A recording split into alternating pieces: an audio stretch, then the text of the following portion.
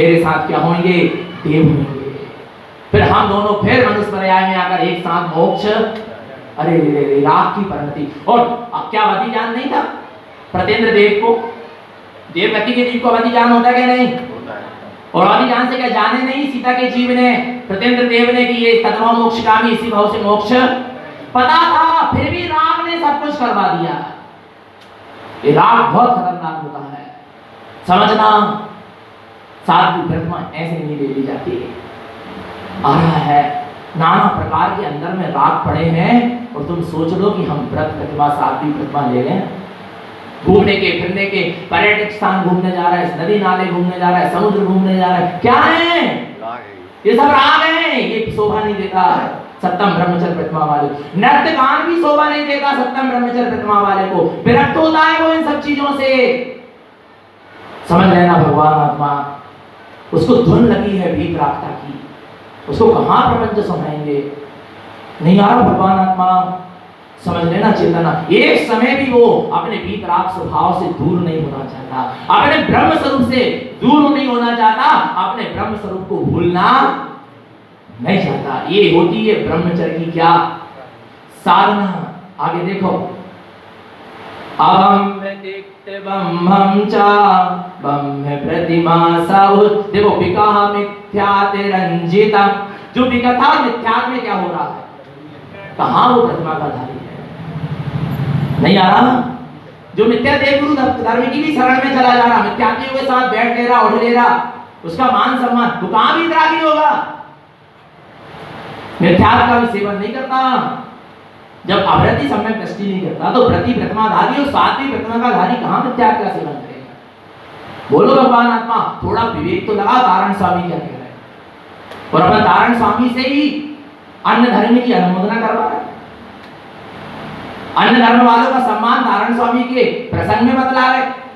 विचार करो, तुमने कितना नीचे गिरा दिया तारण स्वामी को, क्या बहुमान है तुम्हें तारण स्वामी का। समझना भगवान आत्मा, समझ में नहीं आ रहा। किसकी साक्षी में दीक्षा हुई होगी गुरु महाराज की, बोलो।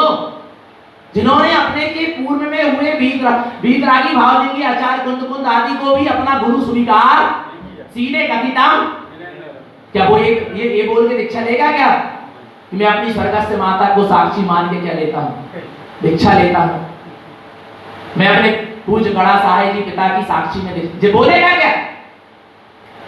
विचार करना भगवान, कितने नीचे गिरा दिया तुमने हमारे गुरु को।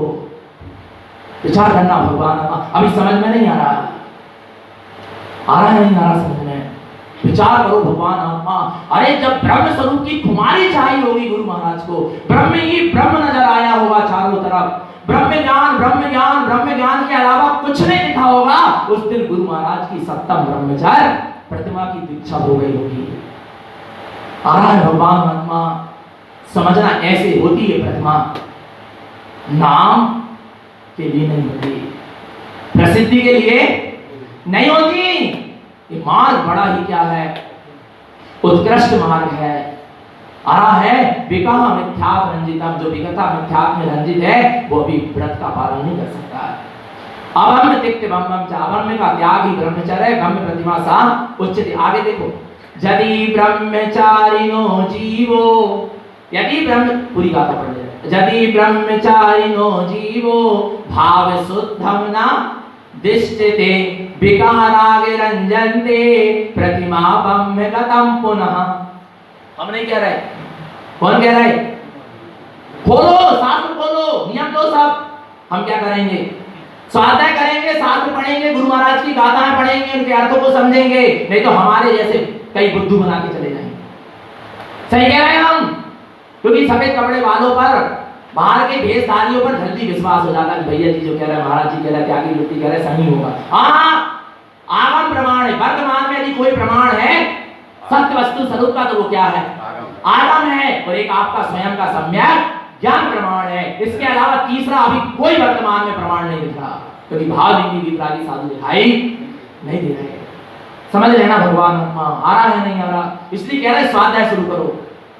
जो भूल हो रही है हमसे, कहीं भी हम श्रद्धा दे देते, समर्पण कर देते हैं, असत्य को ही सत्य मानकर बैठ जाते हैं, बहुत जल्दी कहीं भी मूर्छित हो जाते हैं। ये यही परिणाम है कि हमारे जीवन में स्वाध्याय नहीं है, स्वाध्याय होना क्या है?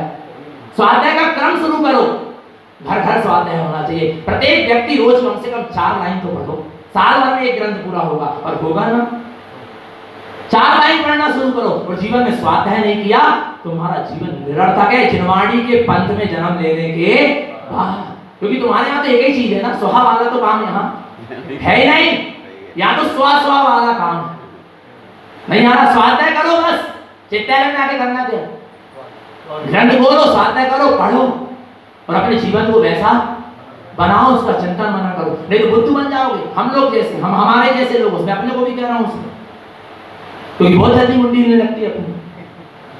हमने किसी की तरफ देखे काहे हिल रही, वैसे ही नहीं हिलाना।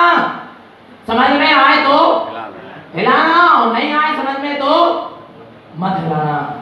वो कुछ कमी दिख रही हो तो निंदा तो मत करना, पर एकांत में जाकर क्या कर देना, बता देना, समझा देना कि भैया जी आप भी यहाँ सही नहीं दिख रहे। स्थितिकरण कराओ।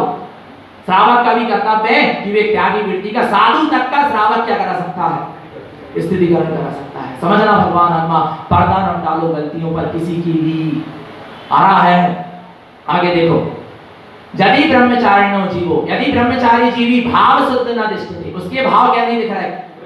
शुद्ध नहीं दिख रहा है। विकहा राग रंजन थे, वो विकता और राग में रंजायमान हो रहा, जनरंजन कलरंजन मनरंजन में लगा। प्रतिमा बम में गतम पुनः, उसको फिर से ब्रह्मचर्य प्रतिमा लेना पड़ेगा। उसका ब्रह्मचर्य व्रत क्या हो चुका है?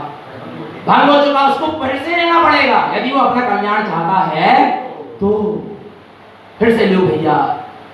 आ रहा है, अहंकार को गलाओ, फिर से क्या कर लो, शुद्धिकरण करके ले लो। और नहीं ले पा रहा है तो पद छोड़ दो, तो फिर जितना पालन करते बन रहा उतना करो, पर अधिक पद में रहकर नीची साधना मत करो। एक गाथा और है,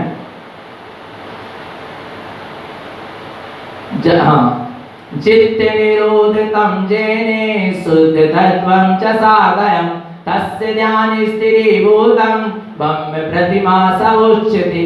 चित्तं निरोधितं जेने, जिसने अपने चित्त से सारे अब्रह्म के भाव का क्या कर दिया? निरोध कर दिया। शुद्ध तत्वं च साधनं च, जो शुद्ध तत्व की साधना में लगा है, तस्य ध्यान स्थिरीभूतं, और उसी ब्रह्म स्वरूप के ध्यान में स्थित है। ब्रह्म प्रतिमा स उच्यते, उसी को कौन सी प्रतिमा कही गई है? ब्रह्मचर्य प्रतिमा कही गई है। तो ऐसे ब्रह्मचर्य की भावना अपने अंदर में भी क्या होना चाहिए? जागना चाहिए। और व्यवहार में जो ब्रह्मचर्य अणुव्रत है उनका भी हमको यथाशक्ति क्या करना चाहिए? हमने बताया था कम से कम एक नियम तो लो कि अष्टमी चतुर्दशी को कैसे रहेंगे? ब्रह्मचर्य से रहेंगे। इतना नियम तो होना चाहिए। आपको अष्टमी चतुर्दशी का भी ख्याल रहेगा, नहीं तो कब अष्टमी जाती कब चतुर्दशी चल जाती पता ही नहीं चलता। और आप नियम लोगे तो आपको क्या आएगा? आप खोजोगे कि कल अष्टमी तो नहीं है, कहीं चतुर्दशी तो नहीं, फिर आप व्रत से रहोगे। तो भगवान आत्मा अपने ब्रह्म स्वरूप की साधना करें, अपने ब्रह्म स्वरूप में स्थित रहे, निरंतर शुद्धात्मा की सूरत बनी रहे, अपना सबका जीवन संयम में बना रहे।